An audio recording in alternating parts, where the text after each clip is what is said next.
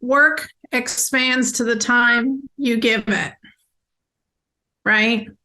So if you say, I have 2 weeks to get this done, it's going to take you 2 weeks to get it done. If, however, you say, I have 2 hours to get it done, you'll get it done in 2 hours. Hey, what's up? Welcome to the Lifeonaire Show. I'm your host, Jason Wojo. On the Lifeonaire Show, we help people make more, work less, and live awesome lives. I am joined by my loyal, funny, international co-host, Polish Peter. Dude, I really... Keep going.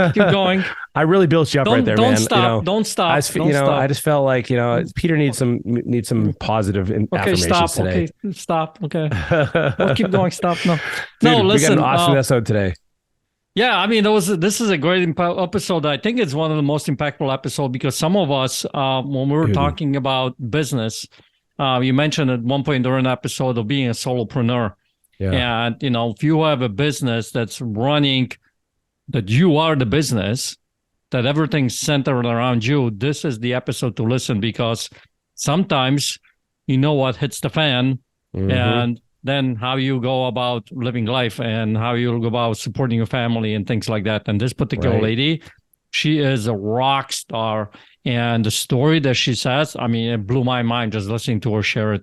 Oh, yeah, man. So we're speaking with Jamie at Gilleland, an amazing business owner, entrepreneur who went through a significant, not little, challenge with her health. And quite frankly, man, as she alluded to, she's still got some stuff going on, but the way her business runs now is completely different than the first time she did it. And so if you're somebody who wants to learn how to remove yourself from your business and how to think about business a little bit differently, she has a lot of overlap with what Lifeonaire teaches, a lot of similarities in our values and positions. And so you're going to love this episode. It's awesome. Let's go into it right now, man, with our episode of Jamie Gilleland. Hey, Jamie, welcome to the Lifeonaire Show. Thank you. I'm so excited, Jason and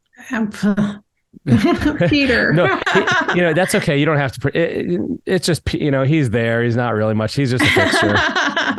Thank you for the acknowledgement, Bojo. Yes. There you go. Jamie, I'm so excited to have you on the show because I went through your website and I was reading up on you and you just have an amazing story of basically overcoming something it's a big deal, but you've learned from it, you've grown from it, you help other people now with this, and you've really taken this and done something very impactful and powerful with it. So let's go back to 2007. Let's bring us back to that moment and start unpacking this, and let's tell our audience what that situation was. Sure, absolutely. So, and it's funny you say overcoming. I recently asked a friend, what's different about me from other people you know? And 2 different people said, you've got grit and you've got stick-to-itiveness. You're like a freaking pit bull. You don't let go. Awesome. So, and that's become kind of the mantra of my life. So, life was good in 2006. I was building a real estate franchise concept. I lived in Hilton Head, South Carolina, had the nice house near the beach, had the fancy cars, had the mid 6-figure income. Life was sweet. January of 2007, I was driving down the road. I was taking my daughter and my neighbor's daughter to school, and somebody rear-ended me. They arrested the guy on the spot. I was his 4th accident in 3 days. Wow. Which at the time, I was just furious. All kinds of foul language came out of my mouth. What do you mean? You're not paying attention? Four accidents, whatever. I don't know how spiritual you or your believers are, but I truly believe the man was an angel on earth, because had he not hit me, we wouldn't, the rest of this story would be very, very different. Because of the accident, I went for an MRI for the whiplash. Because of the MRI, they sent me for the MRI. The doctor said, "Hey, you've got good insurance. Let's just do an MRI, make sure everything's okay. We'll call you in about a week. We'll let you know what's going on." Literally, as I was leaving the MRI place, I lived like 5 miles away. The phone rang and said, "The doctor wants to see you right away." I'm like, "What do you mean he wants to see me right away?" That should have been my first warning. That's never a good sign when they want to see you sooner than expected. So I go back.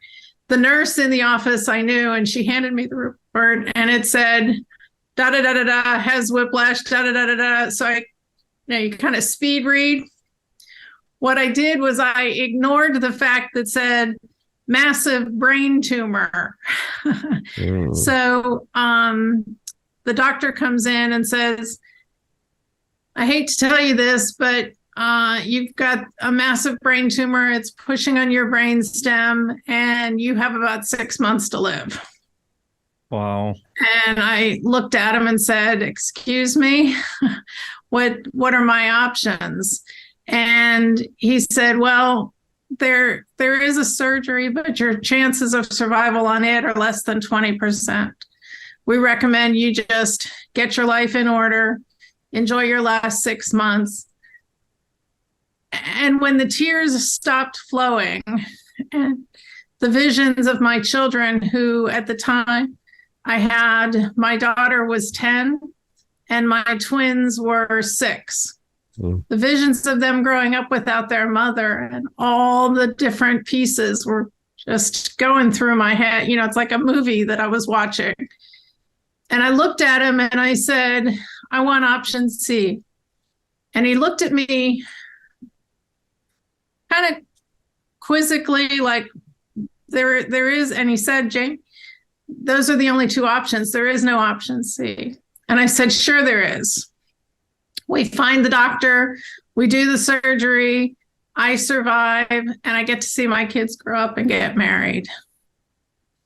My son gets married next Saturday. Wow. So I've outlived those 6 months 34 times because I chose the hard road. I chose what was important to me. And it wasn't an easy road.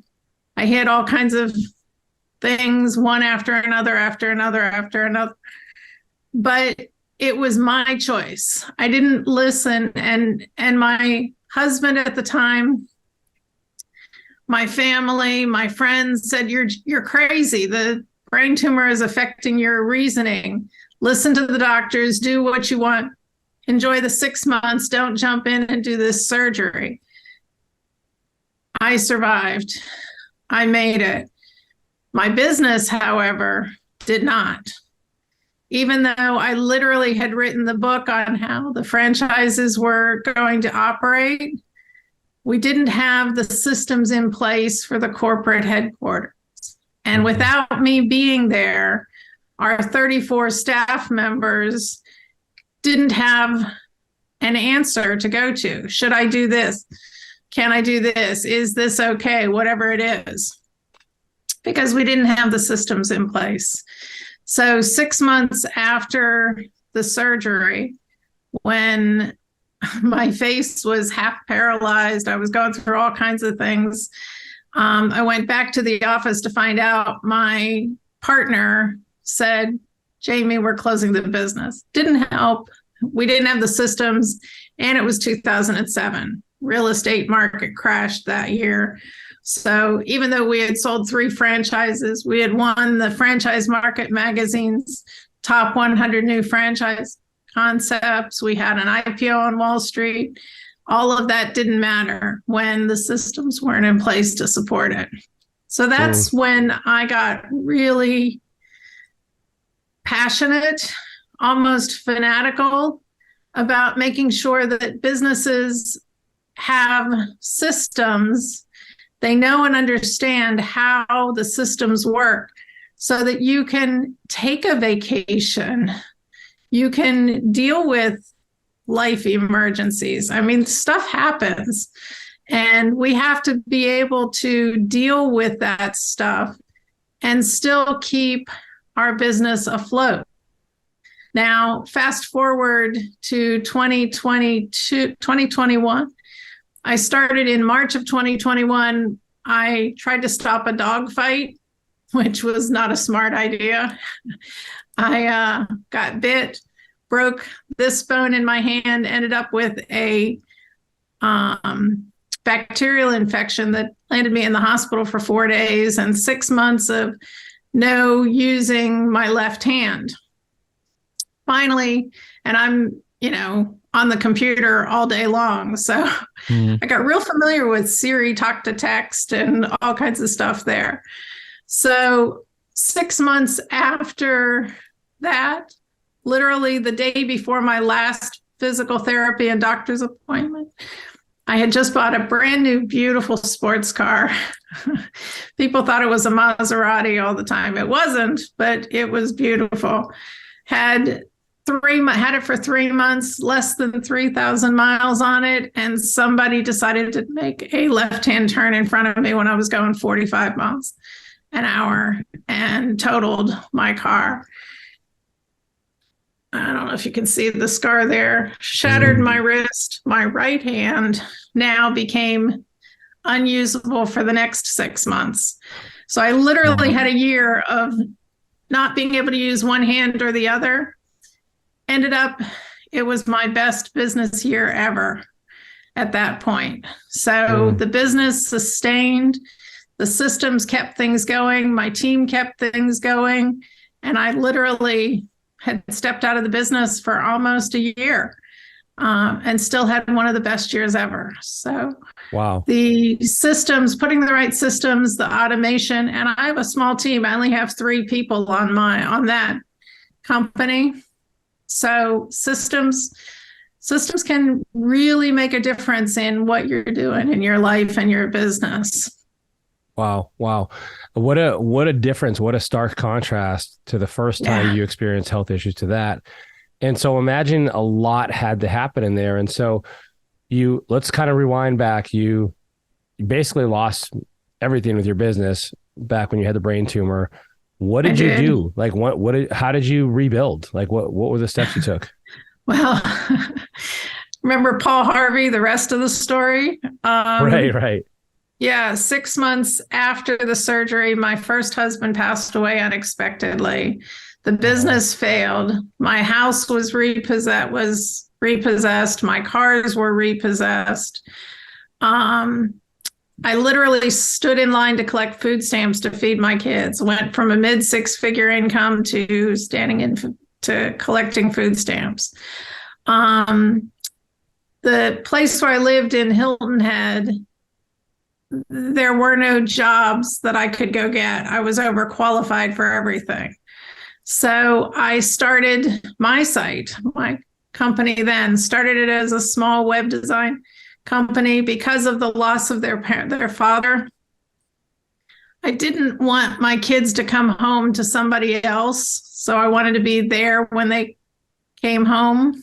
So I started working locally, worked with a lot of realtors. I was in that space since I developed all the technology for the company that we had lost. So I did a lot of web design, started building. And then as I got involved with them on a deeper basis, we started talking about systems.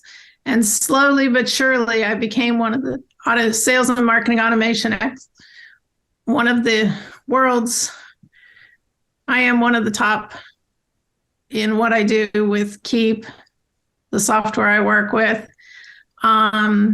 So now I work with speakers, authors, and coaches all around the world, names whose books you have on your bookshelf. I'm speaking on stages around the world.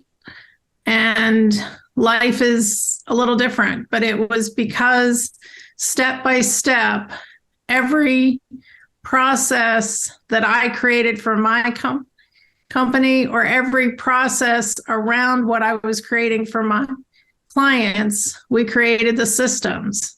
We created the de facto, this is the procedure. This is how it works. This is the training video when somebody new comes on board. So you don't have to spend hours and hours training. Say, here, go to Loom. I've got all of these folders. These are what you watch. There's your training. Mm. And so my guess is that here you are, you start again, start from scratch, and realize that there are other people that are also susceptible to the same thing you had, meaning like they could go through some sort of trauma or catastrophic event in their life, or maybe a loved one, and then they'd be victim to the same thing. But you also mentioned, before we started recording, it's like, and I think it's on your website as well. Like, well, what happens if you want to actually step away from your business or take a vacation, and you have a tagline for your business? Tell our listeners what that is. Build your business around your life, not your life around your business. So many people, and it started when I was building mine. My kids would say, I'd be doing something, or the favorite jab at mom is, Mom, you'd be yelling at us one minute and the phone would ring and you, hi, this is Jamie, and have that phone voice. You would switch. And there were so many I can'ts because I have to work comments when they were young. And one day it hit me in the face and I went, no, that's not. I started this business so I could be home, so I could be there for them, not so I could be in the house and say, go away, shut the door, be quiet, Mom's on the phone. So it became something, for instance, I put in a hard work week. I do a lot of work, but work expands to the time you give it, right? So if you say, I have 2 weeks to get this done, it's going to take you 2 weeks to get it done. If, however, you say, I have 2 hours to get it done, you'll get it done in 2 hours. So having the mindset of getting things done in a certain amount of time, and having the mindset of these are the boundaries that that are important to me. I stop work at 5 o'clock. I work out 3 days a week, so don't bother scheduling calls with me between 9 and 11 because that's my workout time. Today, one of my things this year, and because of the 2 accidents in 2023, I've had a progressive tremor. So I'm dealing with some health issues now. And last year, I was working hard. I had a couple of coaching clients, speakers that had me doing coaching for their clients. And they were keeping me really, really busy. And I kind of stepped out of my boundaries for a little while and said, well, I'm helping them. I'll do this. I've got these boundaries. I just expanded them a little bit. And finally said at the beginning of this year, you know what? It's not worth it. So I walked away from 2 different $100,000 contracts and decided I'm going back to taking care of me and my health, doing what is important to me. Meanwhile, the business is still running. I have clients, I have staff that are handling the coaching pieces, but I'm not doing that. I'm taking 2 hours off this afternoon to go horseback riding because I want to, because it's something that calms me, that calms my tremors and is good for me. And just, damn it, because I want to. Right. Well, so I'm wondering, and as you're speaking here, there's such an overlap with our beliefs and our values in terms of what you do and what Lifeonaire does, where we also believe hey, let's make the important stuff, prioritized, and then, business can fill those gaps. I think most people do it the opposite way. Exactly. Why do you think so many business owners are in that unfortunate situation where their business really does rely on them exclusively to work? Well, two things. One, I believe too many business owners find it hard. Well, two things. They find it hard to find good people to bring in and train. They also over and over say, it'll take me 3 hours to train this person to do it. I can do it in 10 minutes. I'll just do it. So they get into the, I can do it faster, quicker, easier, better, versus learning to delegate. So that's one. Second, I think there's a mindset, and I find this more in managers, but managers becomes entrepreneurs, and they bring this mindset with them that they don't want to hire people better than them. They want to be the big dog in the arena, right? And one of the things I learned early on is I never want to be the smartest person in the room, because I am a giver and I want to give. But in order to keep pouring out, if you guys remember Stephen Covey, when he talked in 7 Habits, talked about the pitcher. If you keep pouring out the pitcher, eventually the pitcher is empty. You got to receive as well. So I don't want to be the smartest person in the room. I want to hire people smarter than me, because they're going to help build me up. You know, I'm still the top of the heap because I'm the CEO, I'm the founder, I'm the business owner, but they're elevating me even further because of the knowledge that they bring. So I think that's one of the problems that they have with staff. Yep. Now, the second or third problem, if we're counting, is too many business owners don't make their business runs their life because they're either not making enough money, they don't know how to close, they don't know how to sell properly, that they don't have the systems in place to elevate the clients to the point that they can close them quicker and easier. By the way, the tremor affects my voice sometimes too. So, but they are desperate. So they have to keep working. They have bills to pay. They have payroll to meet. They have bikes to buy for their kids. And they feel if they don't work, they can't do those things.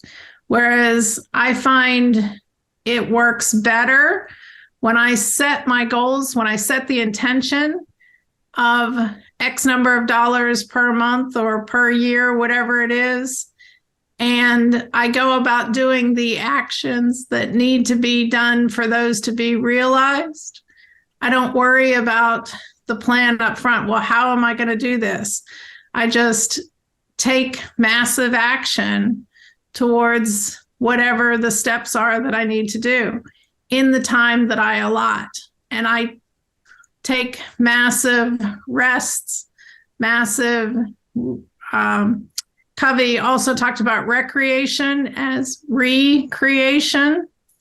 So that time off helps to re-energize you so that you can go at it full force for those 6 hours, 4 hours, 8 hours, whatever it is you're working per day, and go at life full force the rest of the time.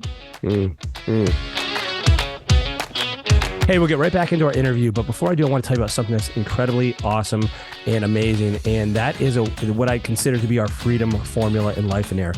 Now, if you're at Lifeonaire, you've been following us for any period of time, you know we're all about helping you create a life and business you love. You need to have both, right? You can't just have a great life and your business isn't making you any money, because that's gonna stink.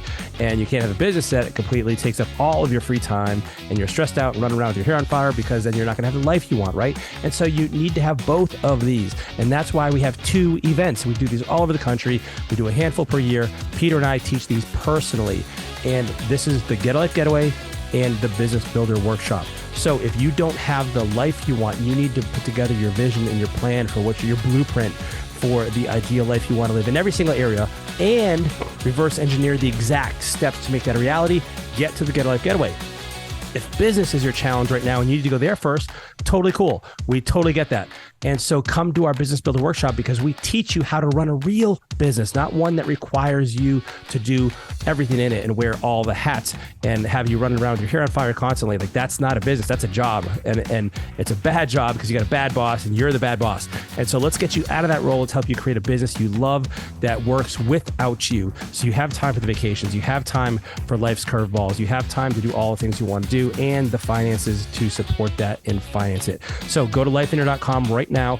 We also have a very special offer on both of these events, and I can't tell you how long it's going to last because I don't know. Peter, tell them about the special promo we've set up.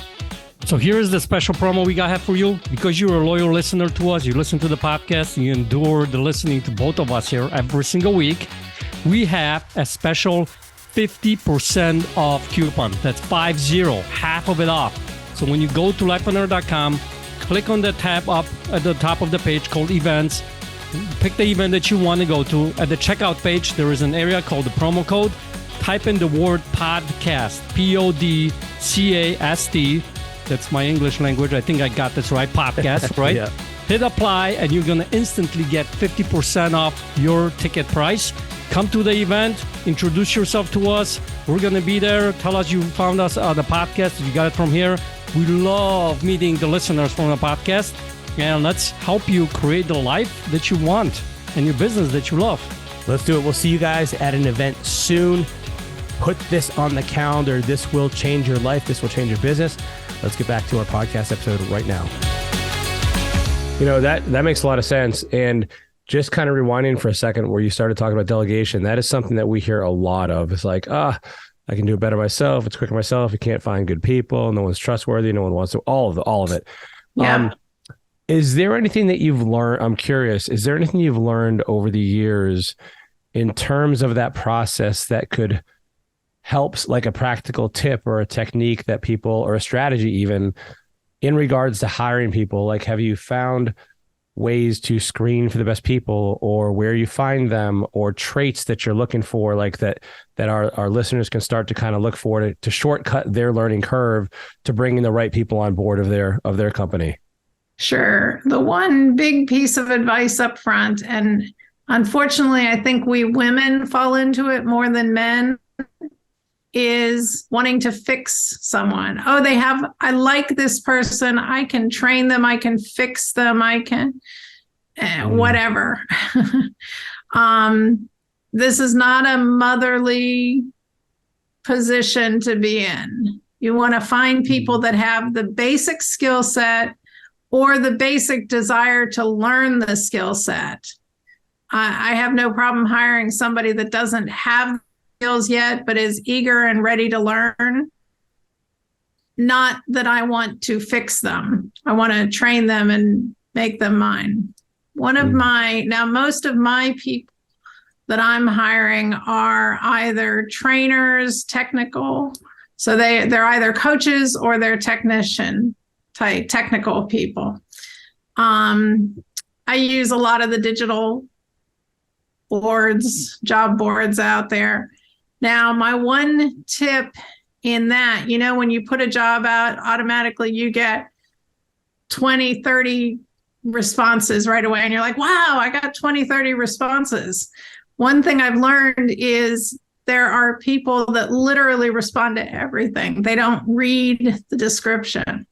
So one of the tips that I figured out a long time ago, when I list my posting in the middle of not at the beginning, not at the end, but somewhere in the middle, I'll put a line that says, when you respond to this, put the words pink elephant in the subject line, or whatever crazy set of words you want. And if the subject line does not include pink elephant, I don't even look at the posting. Yeah. That's great. So, see if they pay attention. If they really want the position. Exactly. Are they paying attention, and can they follow directions? Right. So that's test one. I love that. You have more? Or is that where you want to? That's Oh no, gold. that's probably the biggest one. So where do you fall on this continuum? I've heard people say that it seems like there's two camps here, where some people are like, hey, you hire for passion and you hire for, attitude. And then other people are like, no, you hire on skills and experience. Like, where do you fall on that continuum? My ideal candidate is both. Yeah, I'm with you. Yeah. So if I can't find the ideal candidate, I go more for passion and attitude because my business is coaching and training. I can train a monkey to do most things. So if they've got the passion and the attitude, then I can make them the best employee ever. Sometimes when they come in with the skill set, and even if they have the skill set, here's another quick story. After I started getting involved with sales and marketing automation, I literally 12x'd my company from 2014, November of 2014, I made $60,000 in the year, that year. Still pretty much on my own, doing my own thing. Started building the business, started throwing bodies at it. Web designers, right? They know how to design. I was hiring a skill set. I just said, here we go. And I threw jobs at them. By November of 2015, 12 months later, I was closing $60,000 a month. So I literally 12x'd my company. I had thrown about 20 bodies at the problem. The problem was they knew how to do websites. They didn't have my touch. They they weren't doing the way I would do it. And I had not outlined the specific steps that I wanted them to take. So they were doing the job. They just weren't doing it the way I wanted it done. I literally imploded at that point. I fired everyone. I went back, talked to all the clients and said, you've got this, but I'm going to make it better. So here's my deal. I literally shut stuff down for almost a year. I did sales outside for somebody else. So that was where my income was coming, and I was fixing all the problems. Now, the goodwill I built with my clients was amazing, and they refer multiple people. And then I started hiring again and realized how to hire properly and how to train them. So the skill set didn't do me any good because it didn't correlate to the way I wanted it done. So the passion and the attitude is more important for me. Have you ever used like a headhunter, or have you always just used direct to the hire? Like, I don't know if you use Indeed.com or any of the sites directly. Like where have you found the most success? I have found the most success, and it totally just left my mind. With on-site boards. And my last hire was about a year ago. My team is handling everything pretty well these days. Got it. So I haven't had to do it recently. Okay. Do you, how about if someone wants to get, let's say it's a solopreneur, it's someone they're doing everything in their business. What should that first hire be? And is there a one size fits all recommendation? Like, oh, you need a salesperson, or, oh no, you need an admin person. Oh no, you need somebody to, like, how do you start to identify those first few steps if you're a business owner that's completely new to this? Like which position should you fill first? So the first thing I have clients do when they're looking at solopreneurs, individuals, is I have a lead magnet I call my activity tracker. And I have them literally track everything they do in a day. So I have them set a timer on their phone every 15 minutes, write down what they did the last 15 minutes during their day. And I have them track that for 2 weeks. And in the tracker, it's what's the activity, whose role would that activity be if you had a full org chart? Would it be the social media person? Would it be the accountant? Would it be the janitor? Whose role would that be? So I have them track that. And then I have them track, is this income producing or fulfillment? So that we know what side of the black and red it falls on, right? Mm-hmm. So once we track that, we start looking at how many of the things that you're doing are social media. Is that something you can hire a VA or somebody for? How many are this? So where do those fall in? And how can we do? Most of the time, I believe, and I've been involved in sales for many, many years. I tease that I've always been competitive. Even when I was a Girl Scout, I was the #1 cookie seller, right? Way back when. You're responsible for a lot of extra pounds. That was what I'm hearing. I was. So, and I sold computers back in the day, and I sold, I've always been one of those people that has been good at creating relationships. And that's what sales is all about. I firmly believe that a business owner has to know and understand and take responsibility for the income being generated until they get to the point where all of the fulfillment is handled, and then they can hand off the sales. Right? So sales is one of the latter things, unless they just, excuse my French, really suck at it. And then they need to hire somebody that's a good salesperson to start and help build the process. And they need to do it together. So because sales is the relationship, it's knowing and understanding who, what, how, when, what the whole process is. And if they don't understand it, the sale will never happen. And only the CEO, the founder, the solopreneur can answer all of those questions up front. So it's a joint call until the salesperson really knows and understands all those answers. And then the salesperson can start going on their own. Well, I love what you just shared there, because you just kind of laid out like a process for the solopreneur to actually go and start taking steps to, okay, this is what I should do first and second, third, and fourth. And the time tracking thing, I think that's gold. So if somebody's listening to this podcast, I would totally just do that for the next 2 weeks to see how you actually operate, because most of the time, I think we're not even present to the fact that what we do throughout the day. We're getting close to the end of that podcast. So I want to ask this question because I don't want to overlook it. Since 2007, you've had some challenges that most people can't even comprehend going through. And that's at the same time, you've become very successful and you're impacting lives around it because you're speaking around the country and the world and helping people out. If someone's going through something tough in their life, whether it's health or whatever it might be, what would you say to them? Because what keeps you going, and what would you say to them when they're going through something tough? Sure, absolutely. One of the things, and I learned this from Grant Cardone, one of the things I do every single day is I write my goals in a already achieved form.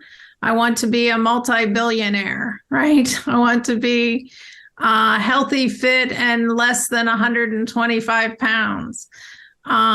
Whatever those goals are, I write them in the morning and I write them in the evening. And when I have something that throws me down, a failure, something that doesn't go exactly as I want, I write my goals down again, because I'm living in the present and I'm living in the future as if it were the present, if that makes sense. Yep. So I'm focused on the long game. I'm not focused on what happened today. Whatever the issue, problem, challenge is today, this is where I want to go past it. So it's that grit, that stick-to-itiveness and pit bull type mentality that's what's important. And that's where I'm headed. This little thing today, tomorrow, I may not remember whatever this little thing was, or it may not have an effect on me. But the actions I take to overcome it will have a massive effect on what I do. I love that. So I got a quick question for you, just out of my curiosity. How do you respond when somebody tells you you can't do this? I can't. I don't use the words I can't. I change everything from I can't to how can I. I love that. Yep, that's a great way. Because I can see you like, okay, you're telling me I can't? I'll show you. That's how I see you in this particular episode of just having conversation. Actually, my first husband years ago told me I have a fish pond. By the end of the day, I had a fish pond that I built myself. So when somebody says I can't to me, you're right, Peter. I take it as a challenge, and I turn around and show them, and I do it in the highest, fastest speed possible because they annoyed me. There's another word I was going to use. They annoyed the crap out of me, so I'm going to show them how. Awesome. That's amazing. Jamie, you are an inspiration. You're a light for people that have either, gone through something and feel like giving up, but they realize through your story that there's something on the other side of that. Or maybe, even knowing about what you've overcome is inspiring to people who maybe at some point in their life will experience something similar. How do people learn more about you? Where do they find you and what you're up to?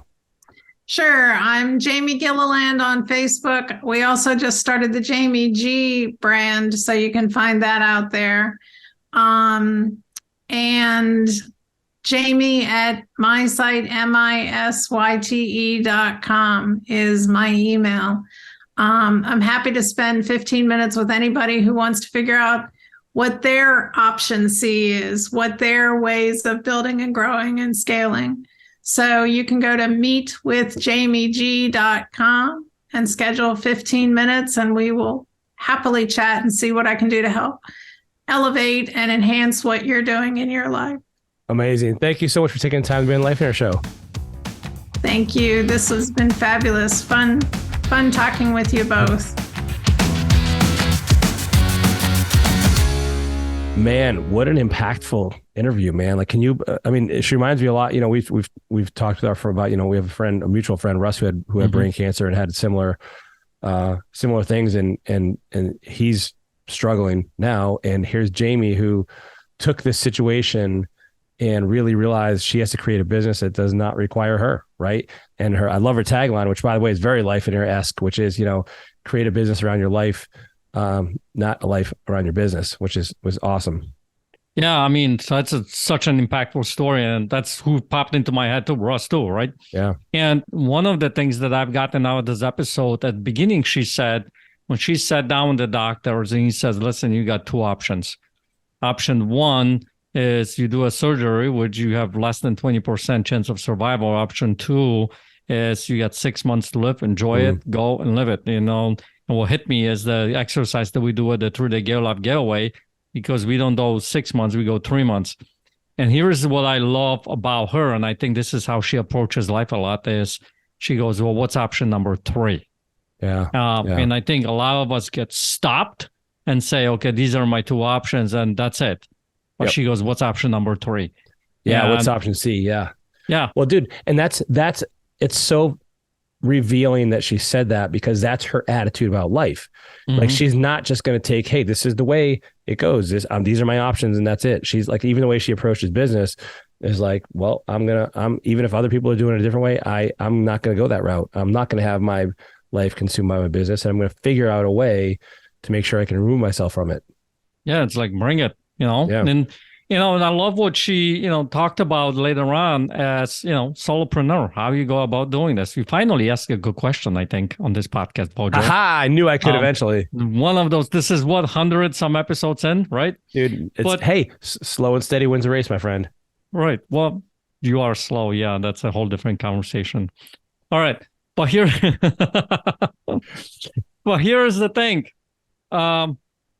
she laid out a little process of that 2-week tracking sheet. Dude, yes. That I think will be very impactful for anybody listening to this. Man, take it on as you're listening to this podcast.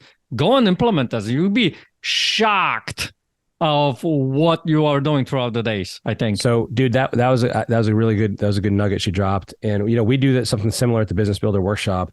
The way we do it is a little bit different. We don't do kind of like, is it income generating directly, or is it which side of that of your profit and loss is it on, at the top or the bottom? We kind of do it like, hey, what's the hourly wage of what you could hire somebody to do this for? But I love her approach, and regardless of which one you take, I think it's super revealing when you see where you're spending your time. Like, most of us are incredibly inefficient. We're ineffective. We're not doing the things that need to get done in our business. We're spending way more time on the things that are the minutia and aren't leading to the ultimate results we're looking for. So I thought that was a great suggestion. The other thing I thought that was great too, man, is she talked about how and by the way, this is verification of some of the things that Lifeonaire does with hiring people as well. Like, include hoops in your hiring process. So you're getting people that are paying attention. Ours, I think we said, like, put a little smiley face, and we say, like, send us your resume and this cover letter answering these specific questions in PDF format. And if they send a Word doc, bang, you're already you're in the trash. We're not reading it. And so as you're hiring people, that's important. I think most people have a problem. I think a lot of people are cool with the idea of automation, like in terms of technology, more so than they are hiring people. Because hiring people, man, that scares some people. But you're not going to have a business without people to some extent, whether it's a VA, whether it's an employee, whether it's contractors, whether it's consultants, whatever. And so you got to wrap your mind around that. I also liked she talked about, hey, who should I hire first, right? Who do I bring on board first? I thought that was powerful. Yeah. And then one last thing that I've gotten out of this is that she mentioned that some business solopreneurs or managers, they come out there, they feel like they have to be the smartest person in the room. And that's one of the big things that's stopping them from actually hiring somebody who is smarter than them. Yeah. And I think once you let go of that kind of an expectation that you have set for yourself, you can start to align yourself with people who are a team, and you basically create a team in your business that's an A team. And what if you're a B and they're A's? I have more power to that. I think that's freaking awesome. Dude, and you'll be able to go and create an impactful business that's going to run without you, Man, I talk about this all the time, where I've always been and I know you're going to say something, but like that, I've always been kind of the tail end of that group, and I've benefited tremendously from it. And that's cool. I'm okay. I'm not too proud to admit that. And it's an incredible hack for success, is to be around people that are doing what you want to do, who are smarter than you, who are aligned, who have skills that you don't have. Because I think that's really powerful, because none of us can be great at everything. And even if, let's say you were the best at every single thing you did, let's say that, let's play that imaginary game right now. You still don't have time to do it all. It doesn't matter. Right. You still don't have the time to do it all. So you still have to find other people. And so, like, that was an awesome tip, man. Really, really enjoyed this episode. I love talking with Jamie, and it really brought it down to like a real life.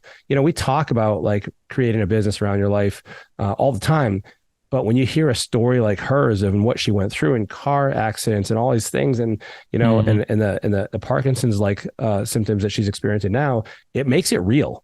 Like, and this is real. I think it's so often the case where people will hypothesize like, oh yeah, like, that I want a business. But like, when it actually happens, trust me, you want to be in that situation where your business doesn't require you to run it. When you're trying to figure out how to pay your bills and put food on the table for your family, and you got medical expenses, or even if you just want to take a vacation because you're about to burn out and because you've been working too hard, you need to have a business that runs without you. And so that's super important, man. I agree. So hope you guys enjoyed this episode. Please leave us a review, leave us a rating, give us a thumbs up, share this, tell someone about it. Through you in collaboration together as partners, we are helping change the world, one listener at a time. Have a great one. We'll see you next time, everyone. Take care.